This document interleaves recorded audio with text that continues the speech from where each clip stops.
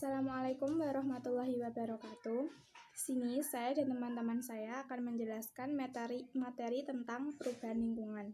Perubahan lingkungan dapat terjadi oleh aktivitas manusia atau kejadian alam, seperti letusan gunung berapi, kebakaran hutan, dan longsor. Perubahan yang ditimbulkan oleh aktivitas manusia dapat bersifat positif, artinya bermanfaat bagi kesejahteraan manusia dan lingkungan, sedangkan bersifat negatif dapat merugikan bagi kehidupan manusia, seperti limbah dan pencemaran lingkungan. Perubahan lingkungan dapat terjadi karena aktivitas manusia. Aktivitas manusia yang dapat merubah lingkungan, contohnya penebangan hutan, pembangunan, dan penggunaan bahan-bahan kimia yang akhirnya dapat merugikan manusia itu sendiri. Yang pertama adalah penebangan hutan. Penebangan pohon-pohon di hutan tanpa perhitungan akan menimbulkan berbagai akibat saling berkaitan antara faktor biotik dan abiotik. Hilangnya pohon akan menyebabkan tanah menjadi terbuka dan terkena sinar matahari secara langsung. Penyinaran meningkatkan evaporasi sehingga permukaan tanah mengembang dan kering. Peristiwa ini diikuti penurunan kelembapan udara. Rendahnya kelembapan udara menyebabkan temperatur pada siang hari tinggi dan suhu pendalamannya rendah. Hal ini mempengaruhi proses fisiologi tumbuhan. Tumbuhan yang masih ada mungkin dapat bertahan dengan perubahan suhu tersebut atau akan mengalami kematian. Yang kedua adalah pembangunan. Pembangunan banyak mendatangkan keuntungan, akan tetapi jika pembangunan itu dilaksanakan tidak memperhatikan lingkungan, akan menimbulkan dampak negatif. Sebagai contoh, pembangunan pengembangan sumber air dapat menimbulkan masalah yang cukup rumit. Misalnya, timbulnya habitat baru bagi berbagai faktor penyakit, seperti nyamuk yang menjadi faktor malaria dan demam berdarah. Pembangunan kawasan industri juga menimbulkan pencemaran udara. Selain itu, limbah-limbah hasil industri banyak merusak sungai dan lingkungan sekitarnya.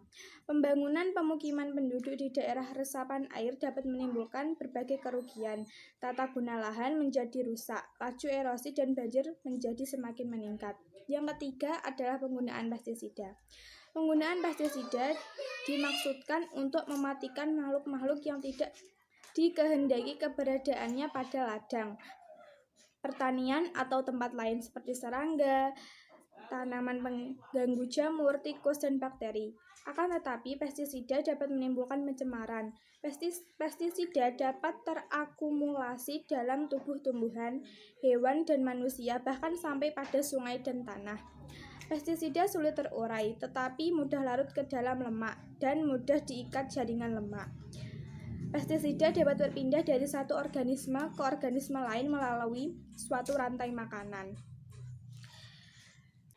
Perubahan lingkungan juga dapat terjadi karena faktor alam, yaitu disebabkan oleh bencana alam. Bencana alam tersebut meliputi banjir, gempa bumi, dan gunung meletus. Limbah dan pencemaran lingkungan. Limbah merupakan sisa atau sampah suatu produksi. Limbah dapat menjadi bahan pencemaran atau polutan di suatu lingkungan, baik secara udara, darat, air. Secara fisik, kimia maupun biologi, polutan adalah zat atau bahan yang dapat mengakibatkan pencemaran terhadap lingkungan, baik pencemaran udara, tanah, air, dan makhluk hidup. Zat energi atau komponen lain ke dalam lingkungan atau berubahnya tatanan lingkungan oleh kegiatan manusia atau proses alam. Jenis-jenis limbah. Limbah terdiri dari beberapa jenis, tergantung dari mana limbah tersebut berasal.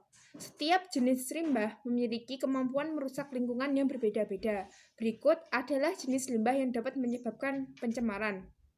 Limbah industri. Limbah industri merupakan salah satu penyebab terjadinya kerusakan lingkungan. Umumnya, limbah industri ini berasal dari pabrik-pabrik yang membuang sisa limbahnya ke sungai dan asap-asap hasil pembakaran produksi. B. Limbah transportasi. Limbah transportasi berasal dari kendaraan bermotor. Limbah yang dihasilkannya berupa asap, buangan karbon monoksida. Limbah transportasi ini dapat menyebabkan polusi udara. C. Limbah rumah tangga. Limbah rumah tangga umumnya berupa sampah, baik anorganik maupun organik. Sampah organik yang berasal dari limbah rumah tangga berupa potongan kayu, dedaunan, dan sayur-sayuran. Limbah organik yang dibuang ke air dapat mengganggu kehidupan di dalam air. Limbah yang berupa sampah ini dibusukkan oleh bakteri sehingga oksigen berkurang dan kehidupan organisme terganggu.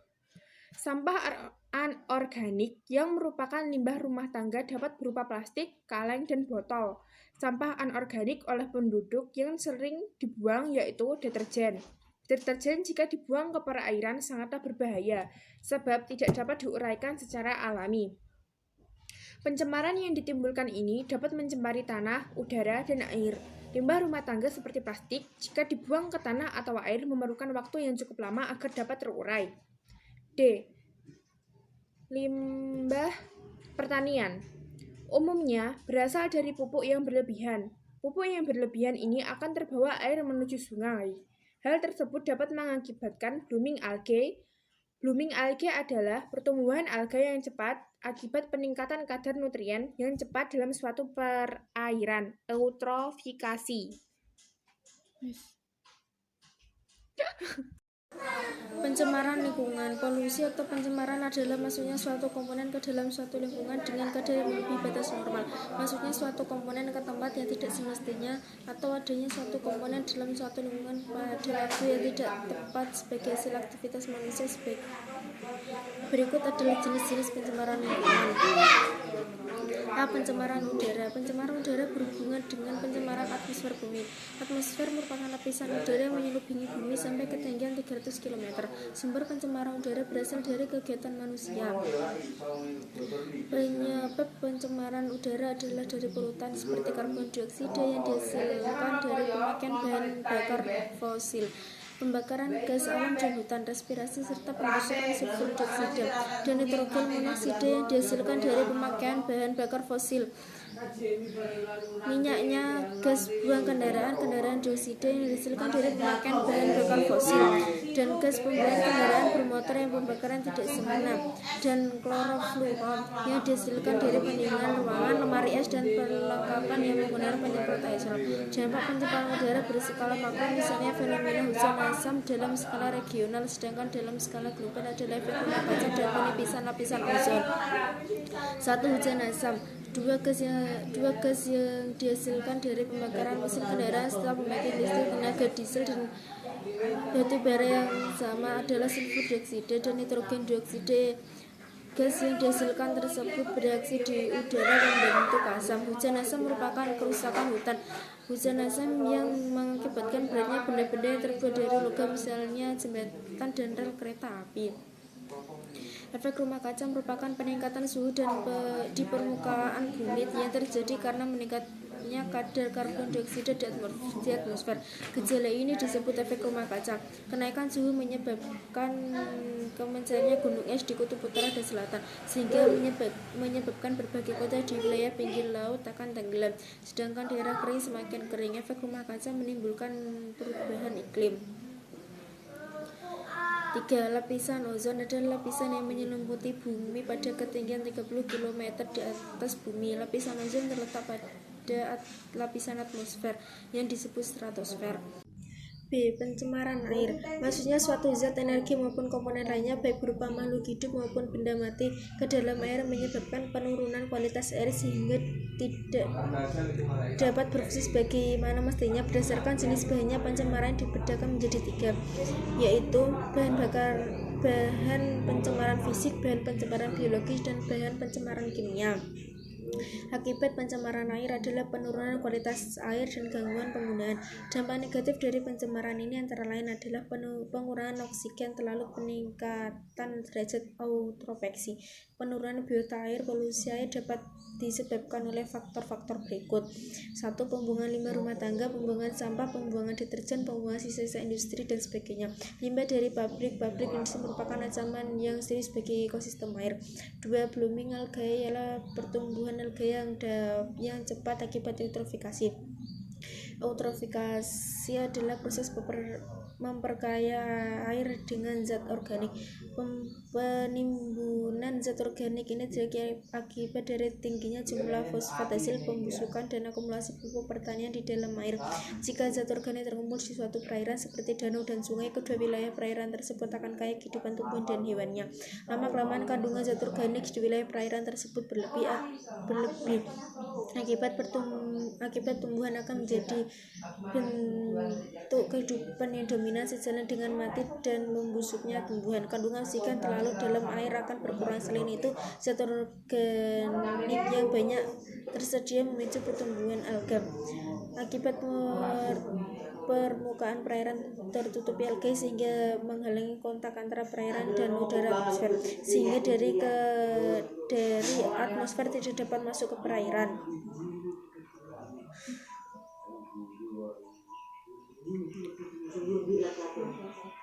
Dan oksigen dari atmosfer tidak masuk ke perairan. Oksigen dalam air semakin berkurang karena digunakan dalam proses pembusukan tumbuhan. Tanpa oksigen ikan akan mati, sehingga menambah tumbuhan bahan-bahan yang membusuk. Akibatnya oksigen dalam perlahan akan mengalami kekurangan oksigen sehingga mengalami kematian. 3. Sampah organik yang terlalu banyak akan mengganggu kehidupan di dalam air. Sampah ini dibusukkan oleh bakteri sehingga oksigen berkurang dan kehidupan organisme akan terganggu. Sampah-sampah organik yang masuk perairan berasal dari limbah industri dan terutama limbah rumah tangga. Air yang tercemar akan tampak menghitam dan menyebarkan bau yang tak sedap. Limbah. Banyak jenis limbah yang ada di sekitar kita, seperti limbah yang berasal dari rumah tangga, industri, dan pertanian. Limbah-limbah ini jika dibuang ke lingkungan akan menimbulkan pencemaran yang dapat membahayakan organisme lain. Jenis limbah yang dihasilkan dapat berupa limbah cair dan limbah padat. Agar limbah ini tidak menimbulkan pencemaran dan membahayakan organisme lain, diperlukan penanganan yang tepat. Menerapkan sistem 3R, Rauses, Roundus, dan Rescale menjadi salah satu solusi dalam menjaga lingkungan di sekitar kita yang merupakan yang murah dan mudah untuk dilakukan. ROS berarti menggunakan kembali sampah yang masih dapat digunakan untuk fungsi yang sama ataupun fungsi lainnya. Roundus berarti mengurangi segala sesuatu yang mengakibatkan sampah. Dan Rescale berarti mengolah kembali daur ulang sampah menjadi barang atau produk baru yang bermanfaat. Pilihan kita terhadap lingkungan, kita perlu bertindak. Beberapa cara yang dapat dilakukan untuk menanggulangi pencemaran lingkungan diantara lain adalah sebagai berikut. 1. Membuang sampah di tempatnya. Membuang sampah ke sungai atau selokan akan menyebabkan airnya tersumbat. Akibatnya sampah akan menumpuk dan membusuk. Sampah yang membusuk selain menimbulkan bau tidak sedap juga menjadi tempat berkembang biak sebagai jenis penyakit. Selain itu, bisa menyebabkan banjir pada musim hujan. Salah satu cara untuk menanggulangi sampah terutama sebagai sampah rumah tangga adalah dengan memanfaatkan menjadi pupuk kompas. Sampah-sampah tersebut anorganik. Selanjutnya sampah organik ditimbun di dalam tanah sehingga menjadi kompos. Adapun sampah anorganik seperti plastik dan kaleng bekas dapat didaur ulang menjadi alat rumah tangga dan barang-barang lainnya. 2. Penanggulangan limbah industri. Limbah dari industri terutama yang mengandung bahan-bahan kimia. Sebelum dibuang harus diolah terlebih dahulu. Hal tersebut akan mengurangi bahan penyemaran di perairan. Dengan demikian, bahan dari limbah penyemaran yang mengandung bahan-bahan yang bersifat racun dapat dihilangkan sehingga tidak mengganggu ekosistem. Menempatkan pabrik atau kawasan industri di daerah yang jauh dari keramaian penduduk. Hal ini dilakukan untuk menghindari pengaruh buruk dari lingkungan pabrik dan asap pabrik terhadap kehidupan masyarakat. 3. Penanggulangan penyemaran udara. Penyemaran udara akibat sisa dari pembakaran kendaraan bermotor dan asap pabrik. dapat dicegah dan ditanggulangi dengan mengurangi pemakaian bahan bakar minyak. Perlu dipikirkan sumber pengganti alternatif bahan bakar yang ramah lingkungan, seperti kendaraan energi listrik. Selain itu, dilakukan usaha untuk mendata dan membatasi jumlah kendaraan bermotor yang layak beroperasi, terutama pengontrolan dan pemeriksaan terhadap asap pembuangan dan knalpot kendaraan bermotor. 4. Diadakan penghijauan di kota-kota besar. Tumbuhan mampu menyerap CO2 di udara atau fotosintesis. Adanya jalur hijau akan mengurangi kendaraan CO2 di udara yang berasal dari asap kendaraan bermotor atau asap pabrik. Dengan demikian, tumbuhan hijau bisa mengurangi pencemaran udara. Selain itu, tumbuhan hijau melepaskan O2 ke atmosfer. 5. Penggunaan pupuk dan obat pembasmi hama tanaman yang sesuai. Pemberian pupuk pada tanaman dapat meningkatkan hasil pertanian. Namun di sisi lain dapat menimbulkan pencemaran jika pupuk tersebut masuk ke perairan. Eutrofikasi merupakan salah satu dampak negatif yang ditimbulkan oleh pupuk buatan yang masuk ke perairan. Begitu juga dengan penggunaan obat anti hama tanaman. Jika menggunakannya berlebihan, dosis yang ditempatkan akan menimbulkan pencemaran. Jika menggunakannya melebihi dosis yang ditempatkan akan menimbulkan pencemaran. Selain dapat mencemari lingkungan, juga dapat menyebabkan musnahnya organisme tertentu yang dibutuhkan, seperti bakteri, mengurangi atau serangga yang membantu menyembuhkan tanaman. Pemberantasan hama secara biologis merupakan salah satu alternatif yang dapat mengurangi pencemaran dan kerusakan ekosistem pertanian.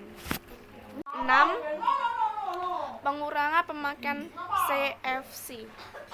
Untuk menghilangkan kadar CFC di atmosfer diperlukan waktu sekitar 100